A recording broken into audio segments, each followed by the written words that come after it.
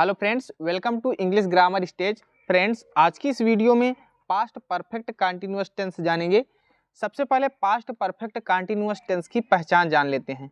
जिन वाक्यों के अंत में रहा था, रही थी, रहे थे आदि शब्द आए तथा समय का भी वर्णन किया गया हो तो वह पास्ट परफेक्ट कंटीन्यूअस टेंस कहलाता है। अब देखिए, समय का वर्णन कैसे किया जाता है। उदाहरण के तौर पर हमने ले लिया है, वह 1 घंटे से मैच देख रहा था। 1 घंटे से ये समय दिया गया है। अगर हम कह देते वह मैच देख रहा था तो ये हो जाता पास्ट कंटीन्यूअस टेंस, लेकिन 1 घंटे से दिया गया है, वाक्य में समय दिया गया है, इसलिए यह tense past perfect continuous tense हो जाएगा। अब इसको बनाने का हम नियम सीखते हैं। सबसे पहले हम हेडिंग डाल लेते हैं अफर्मेटिव सेंटेंस, यानी कि सकारात्मक वाक्यों को बनाने का नियम। आगे हम पढ़ेंगे नकारात्मक वाक्यों को बनाने का नियम और फिर प्रश्नवाचक वाक्यों को बनाने का नियम। और इस जो वीडियो में हम देख रहे हैं, इसमें हम सकारात्मक वाक्य यानी कि सिंपल सेंटेंस उनको बनाने का नियम सीखते हैं। नियम नंबर 1, सभी कर्ताओं के साथ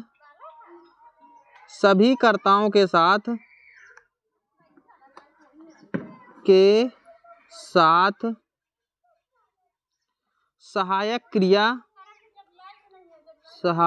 क्रिया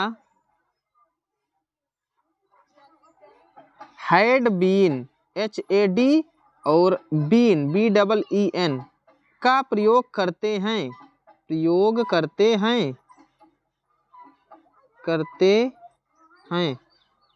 ये एक नियम हो गया। अगला नियम नंबर 2। नियम नंबर 2 क्या है? मुख्य क्रिया में ING लगाते हैं। मुख्य क्रिया में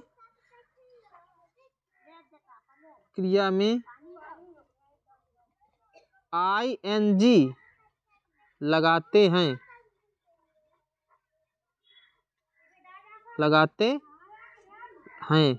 ठीक। तीसरा नियम नंबर 3 जो है, इसको ध्यान से समझिएगा। निश्चित समय के लिए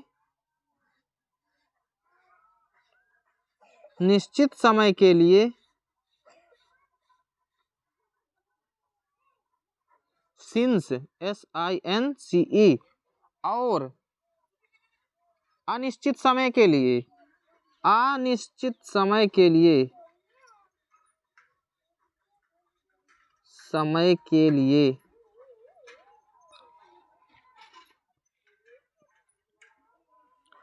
FOR फॉर, इसको क्या पढ़ेंगे? FOR फॉर का प्रयोग करते हैं।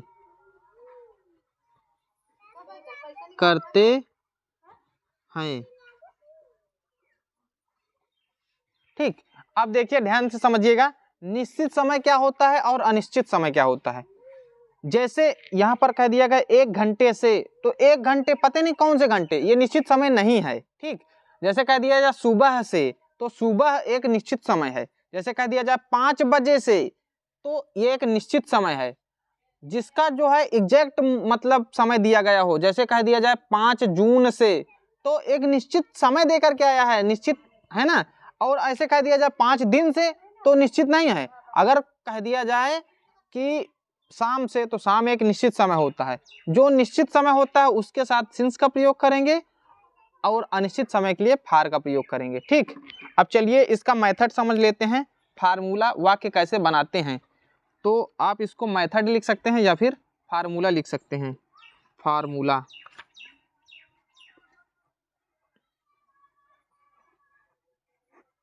कैसे कैसे वाक्यों को जोड़ेंगे, ये नियम आप लोग ध्यान से समझिएगा। सबसे पहले हम लिखते हैं कर्ता, फिर उसके बाद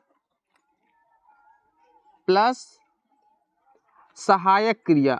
अभी हमने बताया सहायक क्रिया क्या लगती है, हैड बीन। ठीक। सहायक क्रिया लिखेंगे, ये सभी कर्ताओं के साथ लगेगा। ऐसा नहीं है कि एक वचन के साथ दूसरा लगे और बहुवचन के साथ दूसरा लगे, सभी के साथ केवल हैड बीन सहायक क्रिया लगेगी।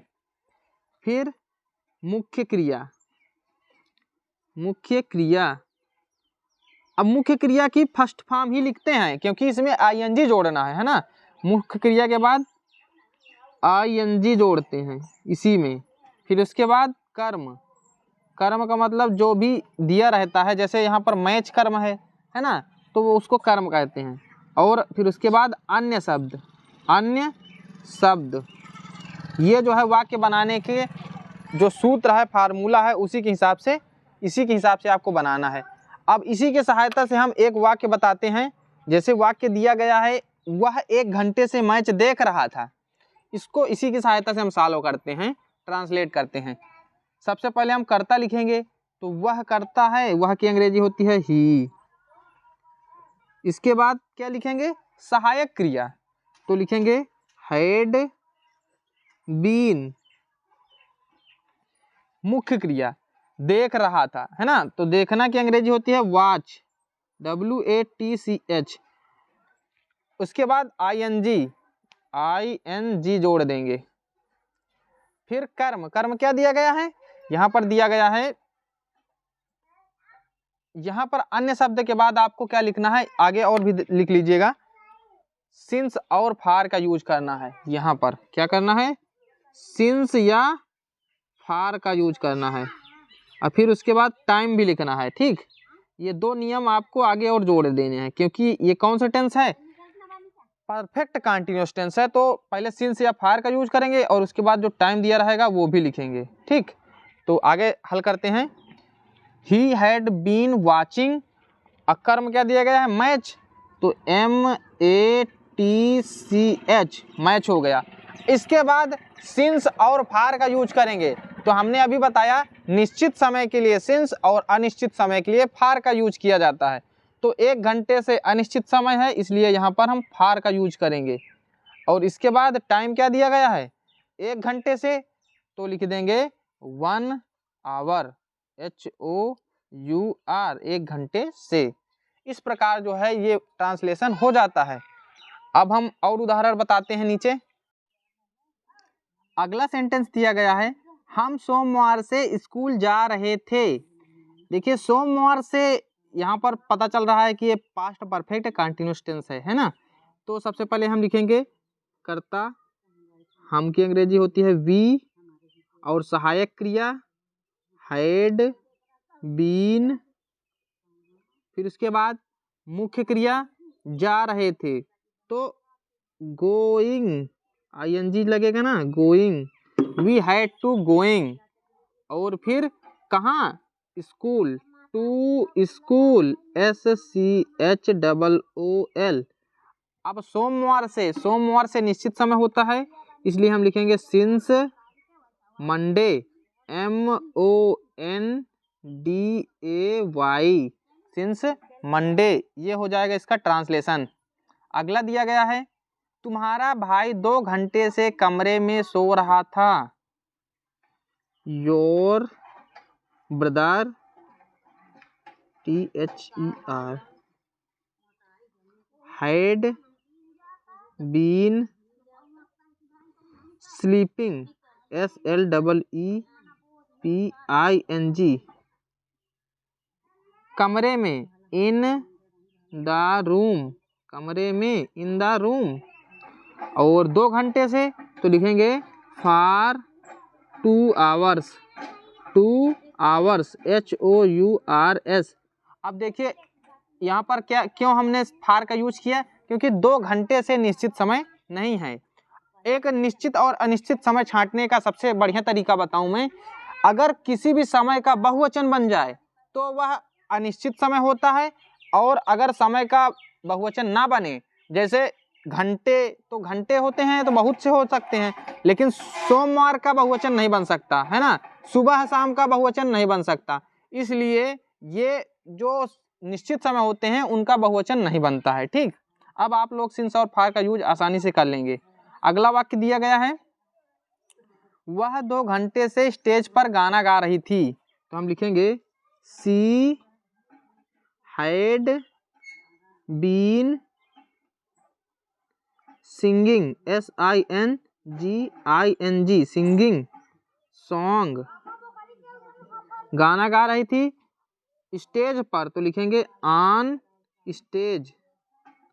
और इसके बाद क्या लिखेंगे, सिंस और फार का यूज करेंगे, फार 2 घंटे से, 2 आवर्स, TWOHOURS, 2 आवर्स। अगला है प्रधानमंत्री जी 1 घंटे से स्टेज पर भाषण दे रहे थे, तो लिखेंगे the prime minister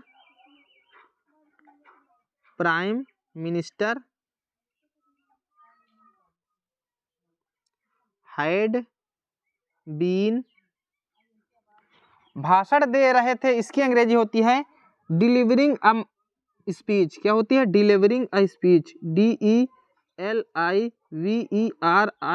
delivering a speech, SPEECH। The prime minister had been delivering a speech. और कहाँ पर, ऑन स्टेज, STAGE।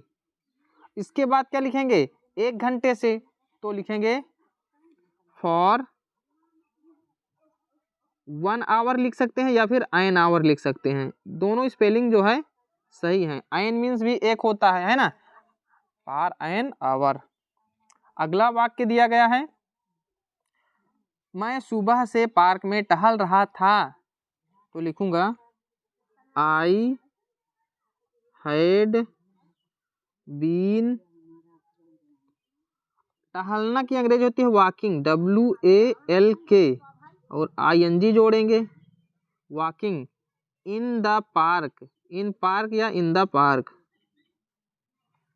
सुबह से, तो लिखेंगे सिंस मॉर्निंग, MORNING। अगला है, वह लड़की सन 1995 से इस शहर में रह रही थी, that girl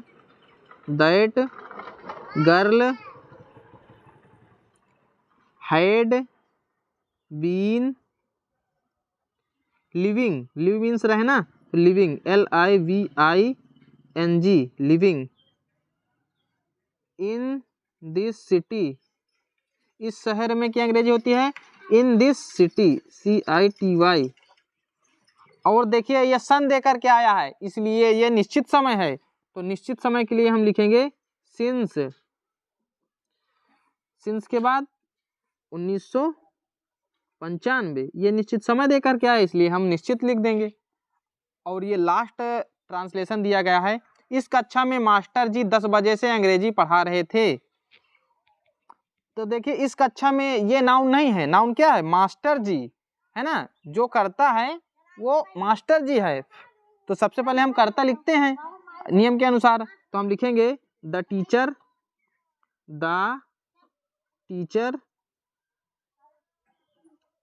had been teaching, TEACHING, the teacher has been teaching English, ENGLISH,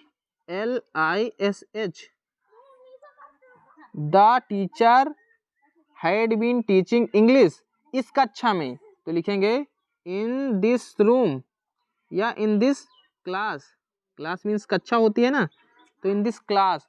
अब हम यूज करेंगे सिंस और फार का, तो 10 बजे से, 10 बजे एक निश्चित समय दिया गया है 10, है ना, तो निश्चित समय के लिए हम लिखेंगे सिंस 10 o'clock, CLOCK। ये हो गया हमारा ट्रांसलेशन। आई होप इस वीडियो से आप लोग काफ़ी सीखे होंगे। दोस्तों ऐसे ही ट्रांसलेशन सीखने के लिए हमारे चैनल को सब्सक्राइब करें, और अगर ये वीडियो आपको पसंद आया तो वीडियो को लाइक कर दें।